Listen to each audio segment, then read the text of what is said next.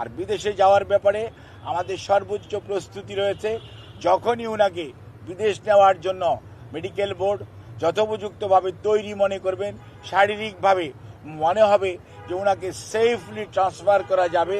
কারণ মনে রাখতে হবে 12 থেকে 14 ঘন্টা যখন আপনি এয়ার ফ্লাই করবেন, তখন যে হাই অল্টিটিউডে মানুষের শারীরিক যে পরিবর্তন হয় সেটির সাথে খাপ খাওয়ানো একজন অসুস্থ মানুষের পক্ষে সবসময় সম্ভব হয় না।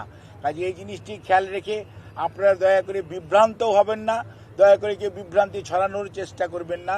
সর্বোচ্চ পর্যায়ে কাতার গভর্নমেন্ট এবং আমাদের যে অন্তর্বর্তীকালীন সরকার সর্বোচ্চ পর্যায়ে সহযোগিতা আমাদেরকে করছেন এবং তারা ওনাদের বিদেশে নেওয়ার ব্যাপারে ওনাদের যে সহযোগিতা অব্যাহত রেখেছেন। বাট ওনার শারীরিক সুস্থতা এবং চিকিৎসা মেডিকেল বোর্ডের যখন পরামর্শ হবে তখনই ইনশাআল্লাহ ওনাকে বিদেশে নিয়ে যাওয়ার হবে